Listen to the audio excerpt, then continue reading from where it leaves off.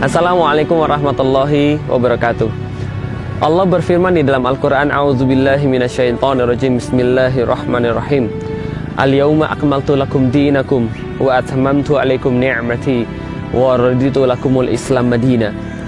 Allah berfirman, pada hari ini telah kami sempurnakan agama kami, telah kami cukupkan bagi kalian nikmat daripada kami, dan telah kami ridhoi Islam sebagai satu-satunya agama buat kalian.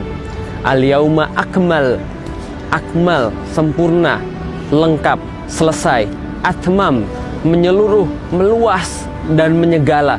Maka inilah agama Islam yang telah Allah turunkan kepada kita. Agama Islam tidak perlu lagi tambahan, tidak perlu lagi pengurangan, juga tidak perlu perubahan. Karena agama Islam Allah turunkan sempurna, menyeluruh dalam segala hal. Maka dia mengatur politik sebagaimana dia mengatur kekeluargaan. Dia mengatur akhlak sebagaimana dia mengatur ekonomi. Dia mengatur segala-galanya di dalam hidup manusia. Maka termasuk kepemimpinan juga sudah diturunkan aturannya oleh Allah Subhanahu wa taala. Bagaimana pemimpinnya itu pun sudah diturunkan oleh Allah Subhanahu wa taala.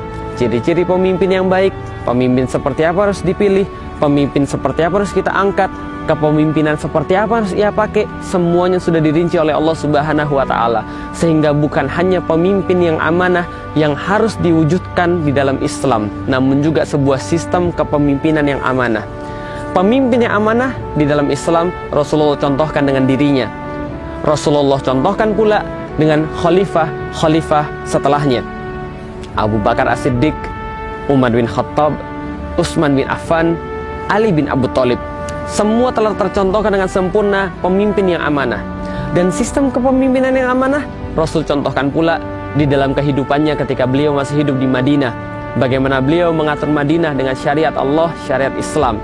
Dilanjutkan oleh Khulafaur Rasyidin yang mereka mengatur Islam, mereka mengatur umatnya dengan Islam dengan sebuah sistem yang dinamakan dengan khilafah. Pemimpin amanah adalah khalifah, sistem kepemimpinan yang amanah adalah khilafah.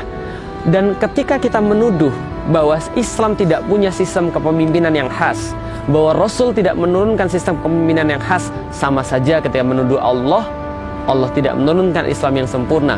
Sama saja kita menuduh Rasulullah tidak mencontohkan yang menyeluruh dan menyempurna. Maka Islam sudah sempurna, tidak perlu tambahan, tidak perlu pengurangan, tidak perlu perubahan. Kita tidak perlu konsep dari luar. Kita hanya perlu konsep dari Islam, karena inilah konsep yang sempurna, yang tidak perlu lagi ada penambahan, tidak perlu ada pengurangan, dan tidak perlu ada perubahan. Adapun wasilahnya, adapun cara penerapannya boleh berubah, bahkan wajib berubah menurut zaman. Tapi esensi penerapannya, syariat Allah, semua sudah sempurna. Al-yawma akmaltu lakum dinakum wa atmamtu alaikum ni'mati wa raditu lakumul Islam madina. Maka banggalah kita sebagai orang Islam yang punya konsep menyempurna, termasuk dalam pemimpin dan sistem kepemimpinan. Dan inilah yang tidak boleh hanya jadi teori, tapi juga harus jadi penerapan. Assalamualaikum warahmatullahi wabarakatuh.